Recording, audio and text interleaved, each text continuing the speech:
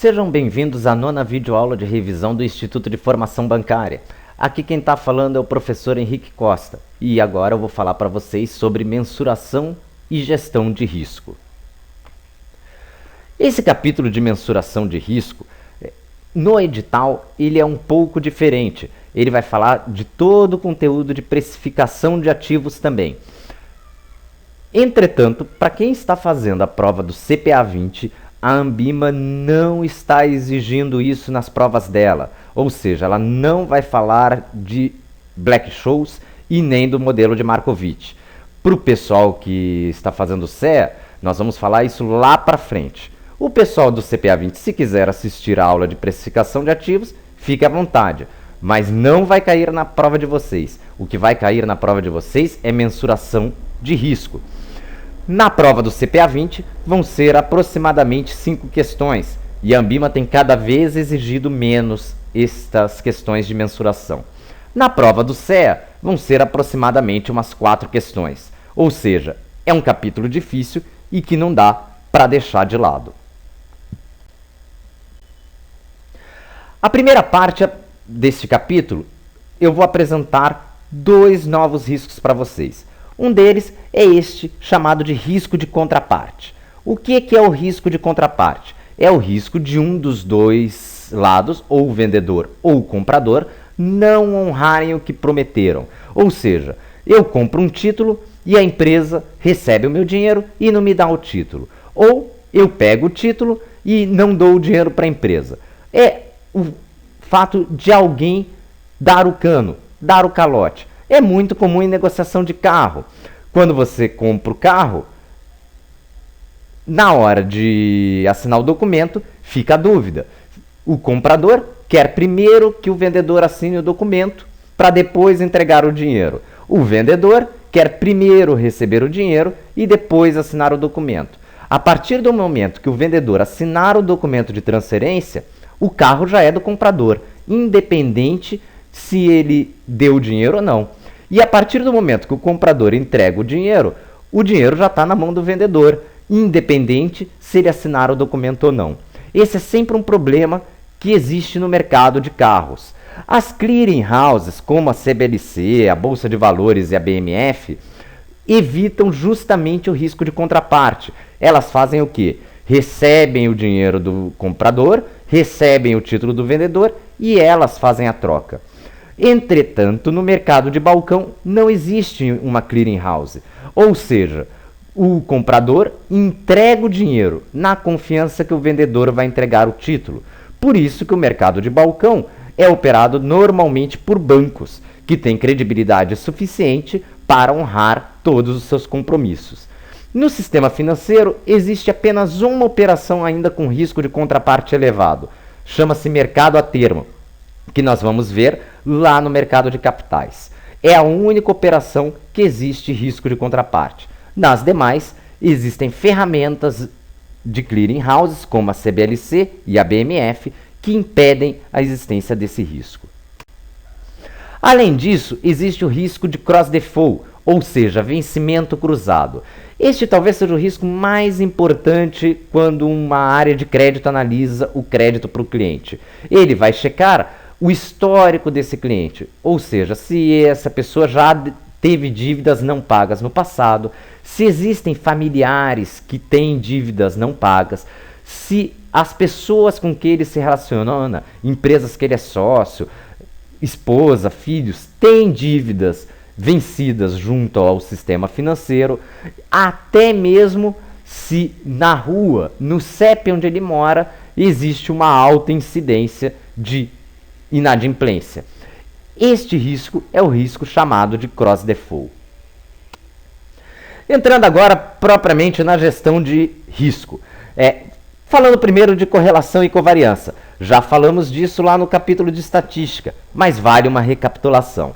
Repare nesta aplicação que está no gráfico. Repare que quando a bolsa sobe, o fundo sobe. Quando a bolsa cai, o fundo cai. Ou seja, esta aplicação tem uma correlação perto de 1 em relação ao Ibovespa. Quando um sobe, o outro sobe. Quando um cai, um outro cai. Mas repara que quando a bolsa sobe, o fundo sobe mais. E quando a bolsa cai, o fundo cai mais. Ou seja, ele tem uma covariância positiva e acima de 1. Já a história de quando o juro sobe, o pré-fixado cai, mostra uma correlação negativa. Ou seja, quando o juro sobe, o pré-fixado cai. Quando um sobe, o outro cai. A correlação é próxima a -1, para não dizer que é -1. E a covariância vai depender do título. Pode ser maior ou menor do que 1. Pode ser maior ou menor do que -1. Agora, se a seleção ganha, nada acontece com a bolsa. Pode subir, pode cair. Um exemplo de correlação e covariância zero. Quando isto acontece, o investidor conseguiu diversificar. Se ele compra ativos que têm correlação zero, ele está conseguindo diversificar sem prejudicar o retorno. Se a correlação for próxima a -1, ele está diversificando, mas prejudicando o retorno. E se a correlação é próxima a 1, ele não está fazendo nenhuma diversificação.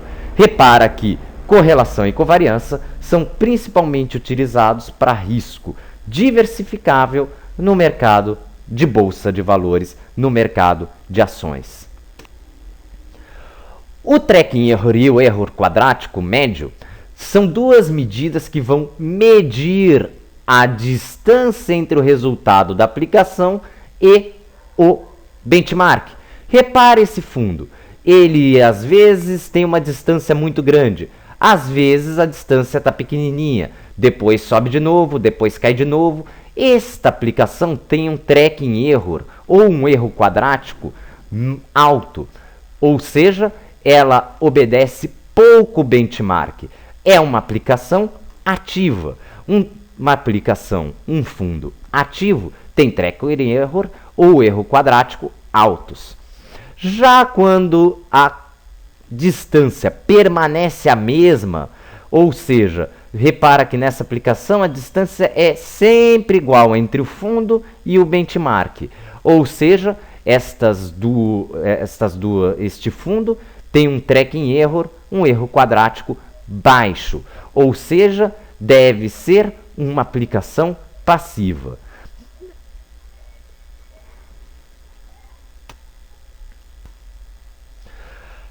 Um dos índices mais usados e importantes do mercado é o chamado índice beta.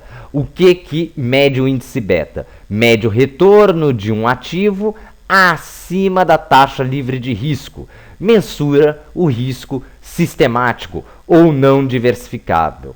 Se uma ação tem beta igual a 1,2, representa que para cada 1% que varia o Ibovespa, a ação tende a variar 1,2. Como é feita essa conta? Através de uma fórmula de regressão, que jamais vai ser exigida porque só pode ser feita com Excel. Portanto, não se preocupe com o cálculo, se preocupe com o conceito. Quando beta é superior a 1, significa que ele tem mais risco do que o mercado. Quando beta é inferior a 1, significa que ele tem menos risco que o mercado.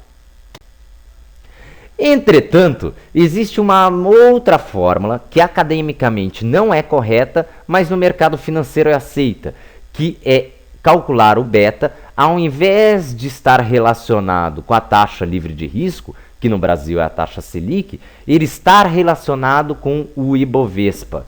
E quando o beta é relacionado ao Ibovespa, vem escrito assim, beta em relação ao Ibovespa, e a análise é a seguinte: se o beta é maior do que 1, significa que é mais agressivo do que o mercado. Por exemplo, se eu tenho uma ação com beta igual a 3, eu espero que a minha ação renda 3 vezes mais do que o mercado. Senão, não vale a pena.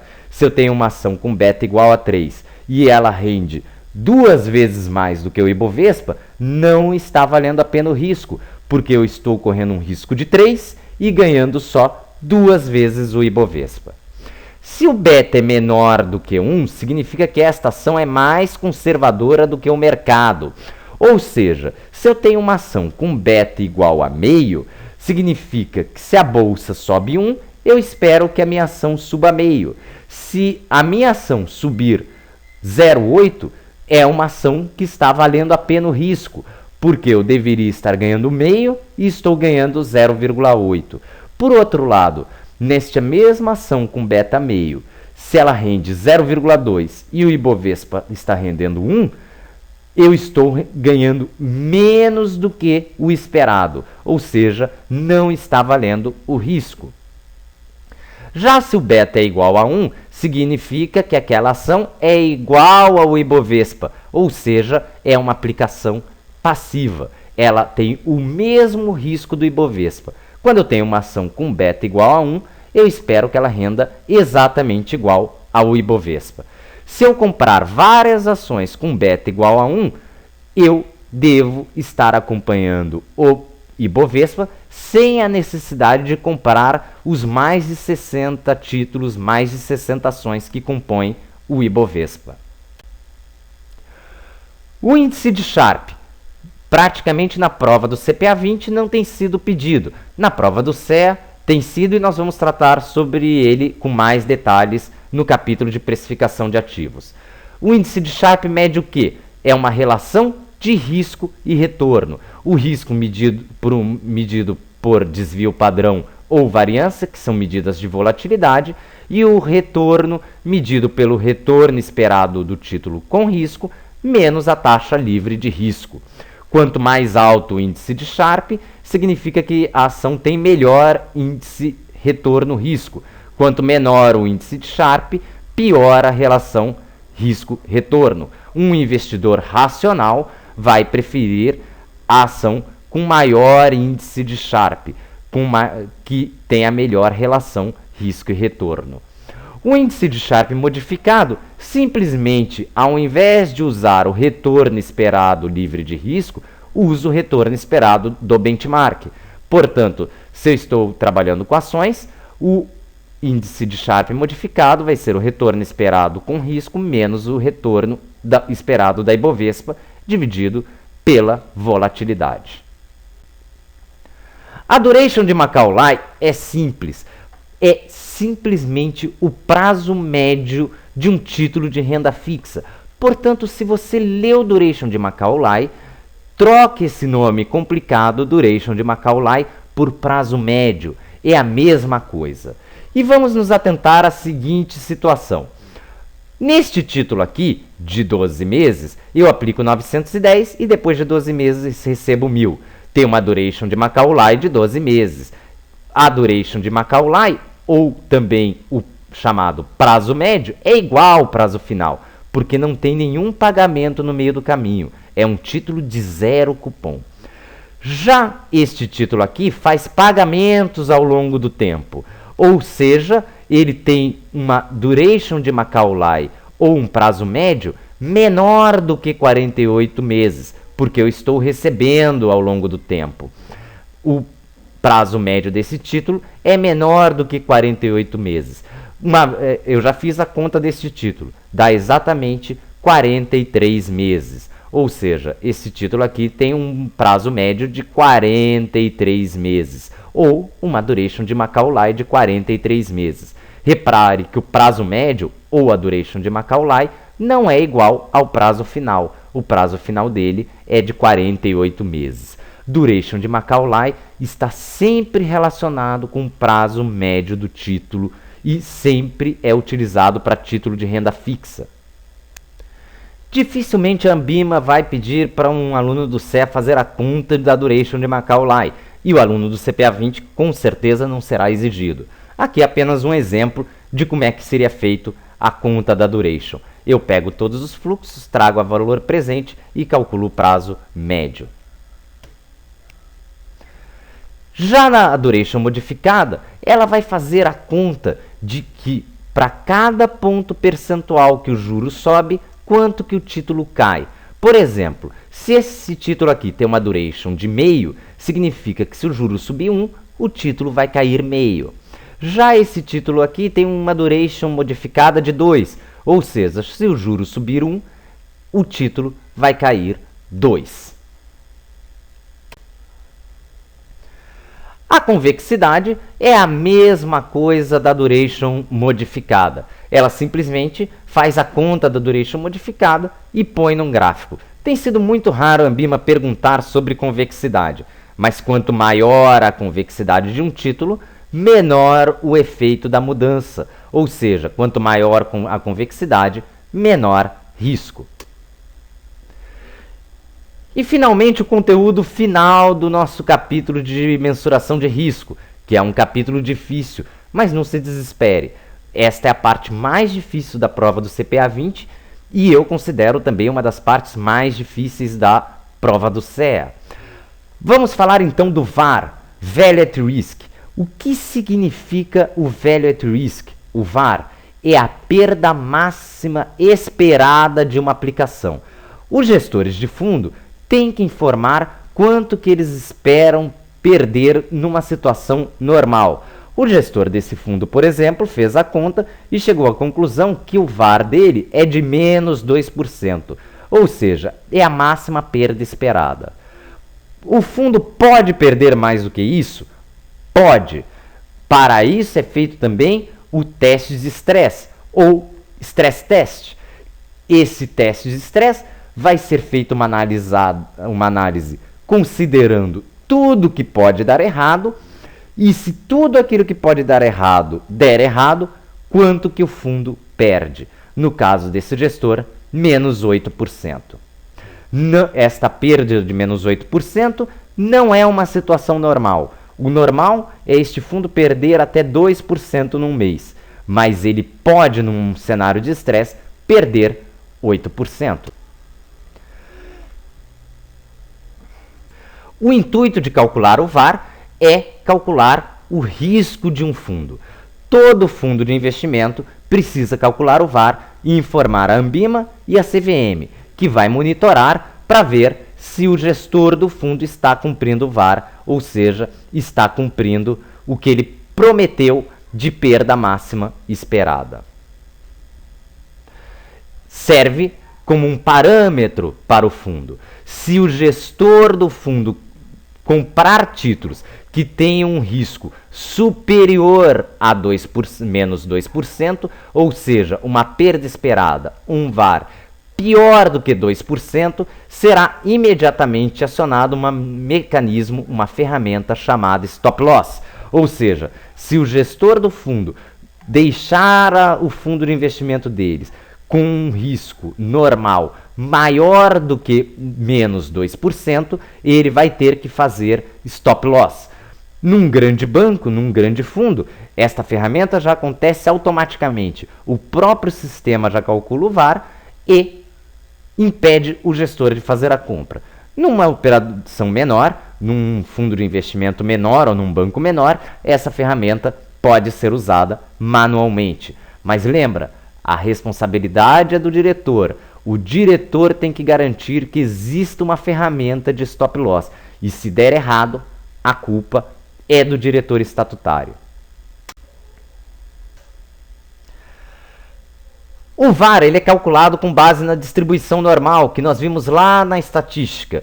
Se você se lembrar, como é que é feita essa conta? Eu pego a média de retorno dos títulos da minha carteira, calculo o desvio padrão dos títulos da minha carteira, a média menos 2 desvios padrões, dá um valor que é o VAR, ou seja, o pior resultado possível dentro de uma situação normal. Ou seja, a média menos 2 desvios padrões dá o pior resultado possível dentro de uma distribuição normal, ou seja, dentro de um cenário normal, com 95% de certeza. Ou seja, um gestor de um fundo tem que manter o resultado dele entre média mais 2 desvios padrões e média menos 2 desvios padrões em 95% das vezes. Ou seja, em 100 meses, 95 vezes o resultado tem que estar entre média mais 2 desvios padrões e média menos 2 desvios padrões. 5% das vezes o resultado pode dar diferente disso. E o pior resultado possível é o teste de estresse. O VAR está no regulamento do fundo e o fundo também tem que deixar no regulamento bem claro quais são as ferramentas de stop loss. A CVM e a Anbima vão controlar para ver se um fundo está cumprindo o VAR que ele prometeu e vão fazer isso através do chamado backtesting. E como é que é feito o backtesting? Repare neste exemplo. O gestor de um fundo calculou o VAR dele e diz que 95% dos resultados dele estarão entre média menos 2 desvios padrões, ou seja, em menos 1%, e média mais 2 desvios padrões, ou seja, em 3%.